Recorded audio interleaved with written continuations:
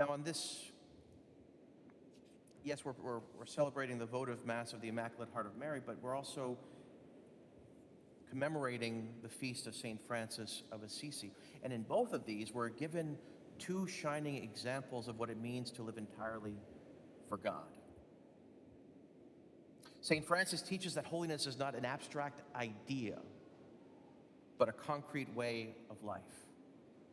One that touches how we act, how we treat others, and how we use the things of this world. See, Francis chose poverty not simply to be poor, but to be free. He reminds us that our possessions are meant to serve us, not enslave us.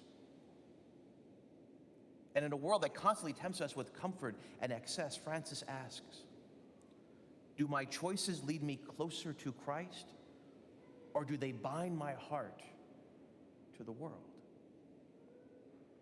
And he also lived in radical charity. Imagine that. To choose poverty, but yet to live radical charity.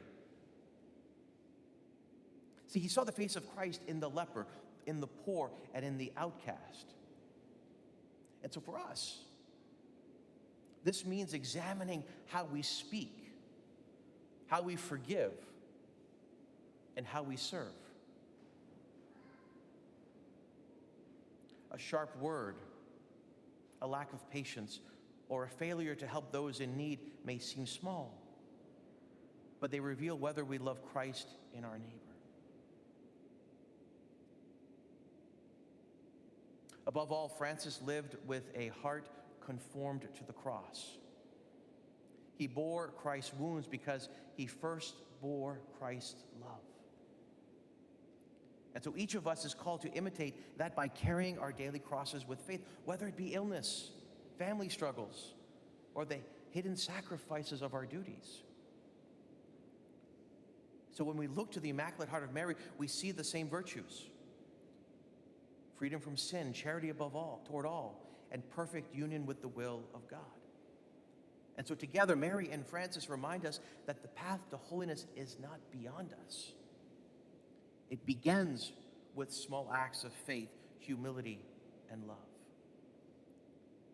Choices that transform our daily lives. May St. Francis help us to detach from sin, and may Mary's Immaculate Heart guide our hearts so that in all things we may live as true disciples of Christ.